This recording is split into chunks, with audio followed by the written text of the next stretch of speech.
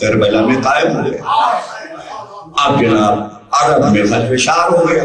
پہلے تو سب نے چھپایا بتایا نہیں کہ شام میں تب پھیل گیا.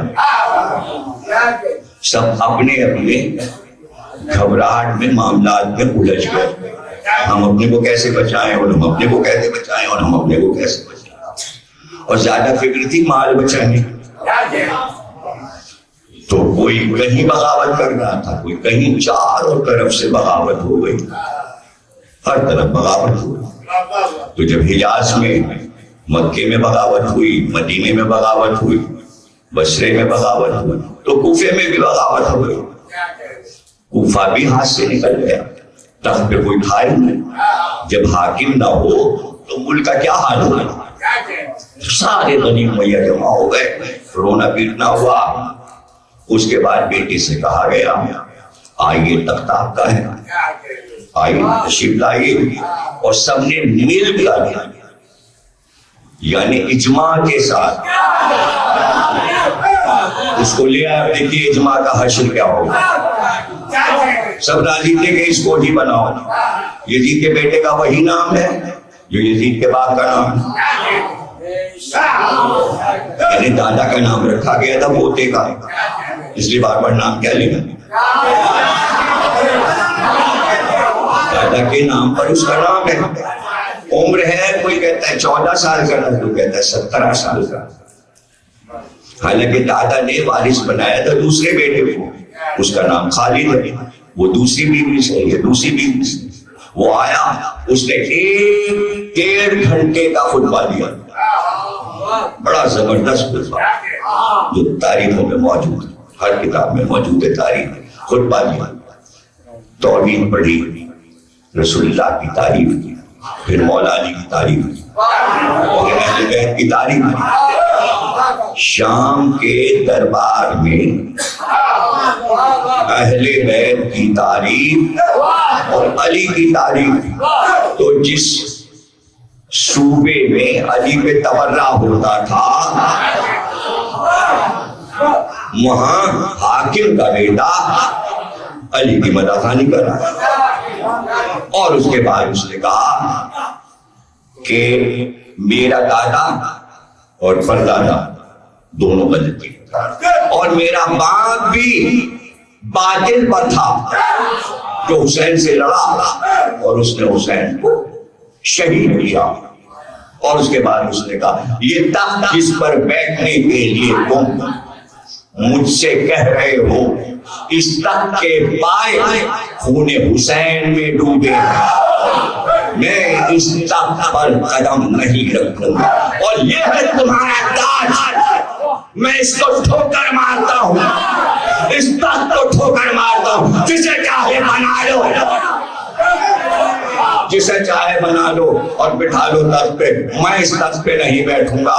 تو جملہ لیتے جاؤ بھائی, جس تخت و تاج کو, جس حکومت کو یزید کے بیٹے نے ٹھکرایا ہو, اسے علی کا بیٹا لے کر کیا کرا. صحیح تو یہ حکومت کا کیا ہوا. اب تو بھائی رونا پیٹنا مچ گیا, کسی کو پتہ ہی نہیں تھا کہ یہ کیا کرے گا. یادگار طلبہ لیا اس نے اور گھر چلا گیا محل میں. 40 دن, بعض کہتے ہیں 18 دن بس زندہ رہا, زہر سے مار دیا گیا. اس لیے کہ جیسے ہی گھر میں گیا ماں نے کہا کاش تو پیدا ہی نہ ہوا ہوتا. بہت دکھ ہوا ماں, اتنی بڑی سلطنت مہارانی بننے والی, مہارانی بننے والی. تو کیسا اچھا مصرع سودا کا جو یہی فٹ ہو سکتا ہے. اس گھر کو آگ لگ گئی, گھر کے چراغ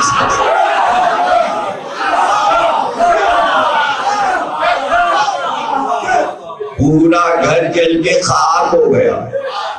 اس کے بعد اس نسل میں کوئی حاکم نہ بنا.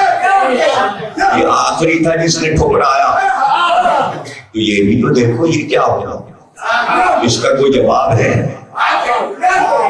سلطنت تو آگے جانا چاہیے. امام صادق نے فرمایا اگر یزید ختم نہ کرتا حسین کو تو 250 سال اس کے خاندان میں سلطنت رہتی. اب پتا چلا کہ آل رسول کو مارنے سے سلطنتیں ختم ہو جاتا. نام و نشان مٹ جاتا. نام و نشان نہیں. ہاں دیر ہے اندھیر نہیں. 3 سال کس قرض میں لوگوں نے گزارے ہوں گے سوچئے. وہ 3 سال 3 صدیاں لوگوں کو لگی ہوں گی اس لیے کہ انجام تو پتا ہی نہیں تھا. تو آج کسی کو انجام کہاں معلوم ہے, اس لیے سب تکلیف میں ہے. جانے کا کیا ہوگا, کبھی امام مہدی مدد کریں گے, کب اللہ مدد کرے گا. ارے ہر دور میں مدد ہوئی ہے. جب بنی امیہ بنی عباس نہ رہے تو اس دور کے عباسی کہتا ہے.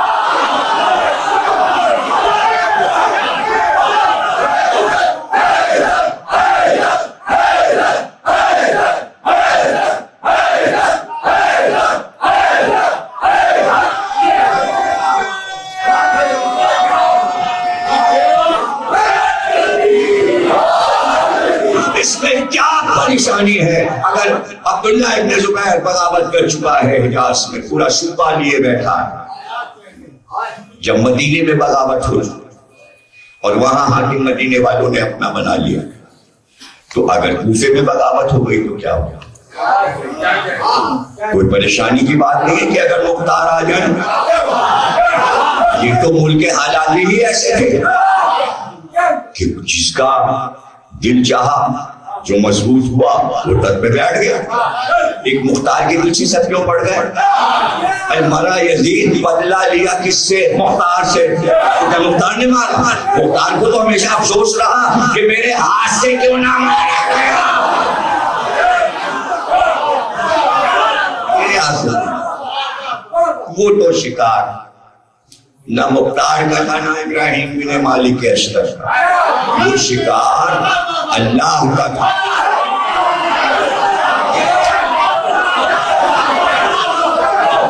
اس نے چاہا کہ کوئی یہ فخر کیوں لے جائے.